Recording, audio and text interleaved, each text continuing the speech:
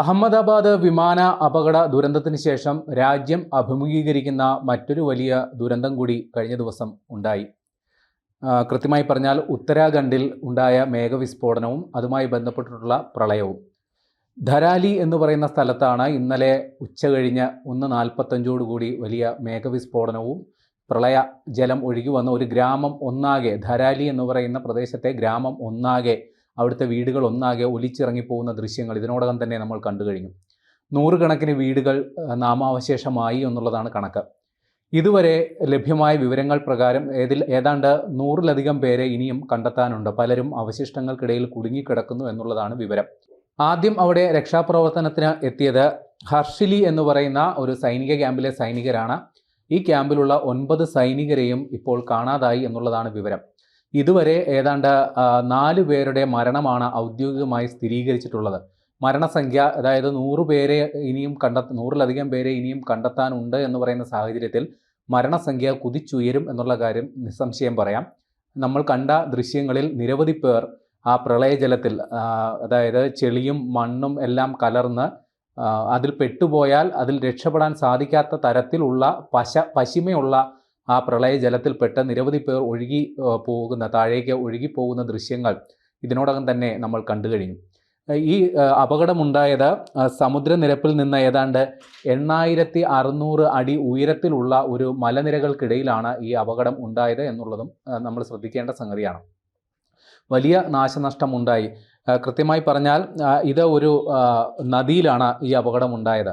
അതായത് ഖീർ ഗംഗ എന്ന് പറയുന്ന ഒരു നദിയിലൂടെയാണ് ഈ പ്രളയജലം ഒഴുകി വന്നത്. അത് ആ നദിയുടെ ഓരത്തുള്ള ഒരു ഭാഗത്ത്, അതായത് ആ ചരിവിലുള്ള ഒരു ഭാഗത്തെ, ഒരു ഗ്രാമത്തെ ഒന്നാകെ തുടച്ചു നീക്കി അത് വീണ്ടും അടിവാരത്തേക്ക് ആ കെട്ടിടാവശിഷ്ടങ്ങൾക്കൊപ്പം ഒഴുകി വരുന്ന ദൃശ്യങ്ങളാണ് നമ്മൾ കണ്ടത്. ഈ സ്ഥലം ഏതാണ്ട് സമുദ്രനിരപ്പിൽ നിന്നും 8600 അടി ഉയരത്തിലുള്ള ഒരു പ്രദേശമാണ്. അതായത് അവിടുന്ന് നിന്നും വീണ്ടും ചെങ്കുത്തായ ഇറക്കുണ്ട്. അതുകൊണ്ട് തന്നെ ഈ അവശിഷ്ടങ്ങളും അപകടത്തിൽപ്പെട്ടവരുമെല്ലാം തന്നെ ആ പ്രദേശത്തൊന്നാകെ തെറിച്ചിട്ടുണ്ടാകണം, ഈ അവശിഷ്ടങ്ങൾക്കിടയിൽ കിടക്കുന്നുണ്ടാകണം എന്നുള്ളതാണ് നമ്മൾ മനസ്സിലാക്കേണ്ടത്. അതുകൊണ്ട് തന്നെ ഈ രക്ഷാപ്രവർത്തനം അതീവ ദുഷ്കരമായ ഒരു സംഗതി കൂടിയാണ്. ഈ അവശിഷ്ടങ്ങൾക്കിടയിൽപ്പെട്ടവർ ഏറിയ പങ്കും ഇതിനോടകം തന്നെ മരണത്തിന് കീഴടങ്ങിയിട്ടുണ്ടാകണം എന്നാണ് നമ്മൾ അനുമാനിക്കേണ്ടത്. അപകടത്തിൽപ്പെട്ടവർ ജീവനോടെ ഉണ്ടെങ്കിൽ അവരെ ജീവിതത്തിലേക്ക് തിരിച്ചു കൊണ്ടുവരാൻ സാധിക്കട്ടെ എന്ന് നമുക്ക് പ്രത്യാശിക്കുകയും ചെയ്യാം. ഏതായാലും തെരച്ചിലിന് വേണ്ടി കെഡാവർ നായകളെ ഡൽഹിയിൽ നിന്നും ഉത്തരാഖണ്ഡിലേക്ക് വിമാനമാർഗം എത്തിക്കാനായിട്ടുള്ള നടപടികൾ തുടങ്ങിയിട്ടുണ്ട്.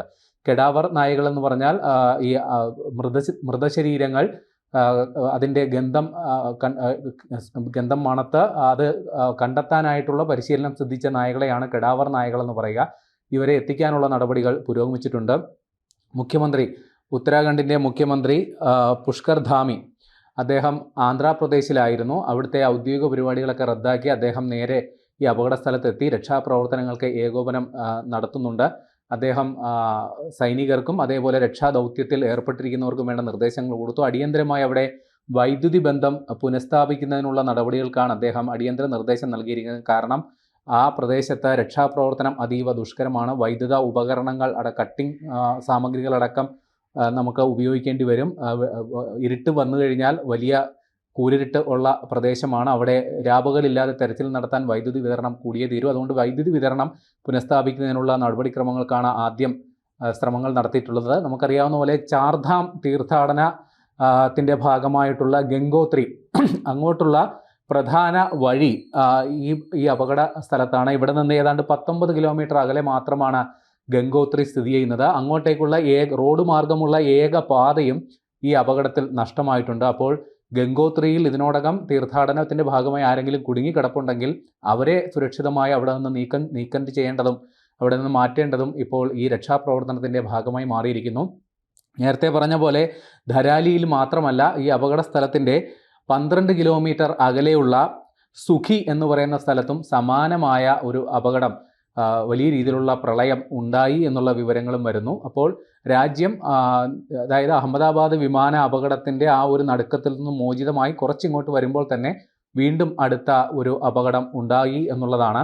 നമുക്കറിയാവുന്നതുപോലെ ഈ പ്രദേശങ്ങളിൽ ഇതേപോലെയുള്ള മലനിരകളിലെല്ലാം തന്നെ വലിയ രീതിയിൽ മേഘവിസ്ഫോടനവും മിന്നൽ പ്രളയവും, ഇപ്പോൾ ഈ അപകടത്തിൻ്റെ യഥാർത്ഥ കാരണം അതാണ്. മേഘവിസ്ഫോടനം ഉണ്ടായി തുടർന്ന് വലിയ രീതിയിലുള്ള ഒരു ജലപ്രവാഹം ഉണ്ടായി, മലവെള്ളപ്പാച്ചിലുണ്ടായി. അതാണ് ഈ അപകടത്തിന് കാരണമായി നമ്മൾ വിലയിരുത്തേണ്ടത്. എന്തുകൊണ്ട് ഈ മലനിരകളിൽ ഇത്തരത്തിൽ മേഘവിസ്ഫോടനം ഉണ്ടാകുന്നു എന്നുള്ളത് നമുക്ക് പരിശോധിക്കേണ്ടതാണല്ലോ.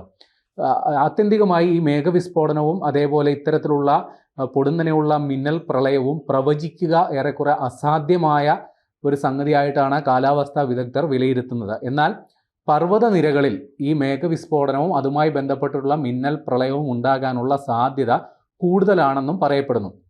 അതിന് കാരണം ഈ വായുപ്രവാഹം അതാണല്ലോ ഈ മഴയെ സൃഷ്ടിക്കുക. പ്രത്യേകിച്ചും മഴമേഘങ്ങൾ മലയിടുക്കുകളിൽ തങ്ങി നിന്ന് ഘനീഭവിച്ചാണ് മഴ പെയ്യുന്നത്, നമുക്കറിയാവുന്ന സംഗതിയാണ്. എന്നാൽ ഈ പർവ്വതനിരകളിൽ ചൂടുവായുവിൻ്റെ സാന്നിധ്യം ഉണ്ടാകുമ്പോൾ ഈ ചൂടുവായു കാരണം മഴമേഘങ്ങൾക്ക് മഴയായി പെയ്യാൻ സാധിക്കാതെ വീണ്ടും അത് അന്തരീക്ഷത്തിലേക്ക് ഉയർന്നു പൊങ്ങുകയും അതിനോടകം തന്നെ അന്തരീക്ഷത്തിൽ ഉണ്ടായിരുന്ന മഴമേഘങ്ങൾ ഘനീഭവിച്ച് നിന്ന അവസ്ഥയിൽ ഈ കൂടുതൽ മേഘങ്ങൾ കൂടി താഴത്തുനിന്ന് ചെല്ലുമ്പോൾ അവിടെയുള്ള മഴത്തുള്ളികളുടെ വലിപ്പം കൂടുകയും അതൊന്നെങ്കിൽ ആലിപ്പഴ വർഷമായി താഴെ വീഴുകയും അല്ലെങ്കിൽ ഒരു വലിയ മിന്നലോടുകൂടി പെട്ടെന്ന് ഒരു പ്രത്യേക സ്ഥലത്ത് മാത്രം വലിയ രീതിയിലൊരു അതിശക്തമായ മഴയായി ഇടിച്ച്, അതായത് താഴേക്ക് പൊടുന്നനെ വീഴുന്ന തരത്തിൽ ഉണ്ടാകുകയും ചെയ്യുന്നതിനെയാണ് മേഘവിസ്ഫോടനം എന്ന് വിശേഷിപ്പിക്കുക. അത് ശാസ്ത്രീയമായി പറഞ്ഞാൽ ഏതാണ്ട് 20 മുതൽ 30 ചതുരശ്ര കിലോമീറ്റർ വരെ ഒരു പ്രദേശത്ത് 100 മില്ലിമീറ്ററിൽ കൂടുതൽ മഴ ലഭിക്കുകയാണെങ്കിൽ അതിനെയാണ് മേഘവിസ്ഫോടനം അല്ലെങ്കിൽ അതിനുശേഷം ഉണ്ടാകുന്ന മിന്നൽ പ്രളയം എന്നൊക്കെ നമ്മൾ വിശേഷിപ്പിക്കുക. സാധാരണഗതിയിൽ ഞാൻ നേരത്തെ പറഞ്ഞതുപോലെ ഈ മേഘവിസ്ഫോടനവും മിന്നൽ പ്രളയവും പ്രവചിക്കുക ഏറെക്കുറെ അസാധ്യമാണ്. കാരണം പ്രകൃതിയിലുണ്ടാകുന്ന ചില പ്രതിഭാസങ്ങൾ, പെട്ടെന്നുണ്ടാകുന്ന ചില പ്രതിഭാസങ്ങളുടെ ഫലമായിട്ടാണ് മേഘവിസ്ഫോടനങ്ങൾ സംഭവിക്കുക. അതുകൊണ്ട് തന്നെ ഈ മലനിരകളിൽ ഏറെക്കുറെ മിക്കയിടങ്ങളിലും ഈ മേഘവിസ്ഫോടനങ്ങൾ സംഭവിക്കാറുണ്ട്. അത് ചിലത് നമ്മൾക്ക് അനുഭവപ്പെടും, ചിലത് അതിൻ്റെ യഥാർത്ഥ കാരണം നമ്മൾ മനസ്സിലാക്കാൻ ചിലപ്പോൾ വൈകിയെന്നും ഇരിക്കും. അതുകൊണ്ട് തന്നെ എത്രമാത്രം മേഘവിസ്ഫോടനങ്ങൾ നമ്മുടെ രാജ്യത്ത് ഉണ്ടായിട്ടുണ്ട് അല്ലെങ്കിൽ അതുമായിട്ട് ബന്ധപ്പെട്ടുള്ള മറ്റു കാര്യങ്ങളെക്കുറിച്ചുള്ള കൃത്യമായ ഡാറ്റ നമുക്കില്ല എന്നുള്ളതും ഒരു വസ്തുതയാണ്. അതുകൊണ്ട് തന്നെ മലനിരകളിൽ പ്രത്യേകിച്ച് തുടർച്ചയായി മഴ ലഭിക്കുന്നൊരു സാഹചര്യത്തിൽ മലനിരകളിൽ നമ്മുടെ ജില്ലാ കളക്ടർമാർ ചില ഹൈ റേഞ്ചുകളിലോട്ടുള്ള ഗതാഗതമൊക്കെ ചില സമയത്തൊക്കെ നിർത്തിവെക്കുമ്പോൾ, നിയന്ത്രിക്കുമ്പോൾ ഇത്തരം ചില സാധ്യതകൾ കൂടി ഉള്ളതുകൊണ്ടാണ് എന്നുള്ള കാര്യം പ്രത്യേകം ഓർക്കുക. കാര്യം അതായത് ഈ മലനിരകളിൽ നേരത്തെ തന്നെ മഴയുള്ളപ്പോൾ തന്നെ ഈ മലകളിൽ വലിയ രീതിയിൽ ജലം സംഭരിച്ച് നിൽക്കുന്ന ഒരു സാഹചര്യമുണ്ട്. അപ്പോൾ ചെറിയ ഒരു കനത്ത മഴ പെയ്താൽ പോലും ഒരു ഉരുൾപൊട്ടലിനോ അല്ലെങ്കിൽ മണ്ണിടിച്ചിലിനോ ഉള്ള സാധ്യതയുണ്ട്. ഒരു മേഘവിസ്ഫോടനമാണെങ്കിൽ അത് ഉറപ്പായിട്ടും ഒരു മിന്നൽ പ്രളയത്തിന്, അതായത് വലിയ രീതിയിലുള്ള ഒരു ജലപ്രവാഹത്തിലേക്ക് വഴി തുറക്കാൻ സാധ്യതയുണ്ട്. അതാണ് ഇത്തരം അപകടങ്ങൾക്ക് വഴി തുറക്കുന്നത്. ഏതായാലും ഉത്തരാഖണ്ഡിൽ ഉണ്ടായത് വലിയൊരു ദുരന്തമാണ്. ഇനിയും നൂറുകണക്കിന് പേരെ കണ്ടെത്താനുണ്ട്.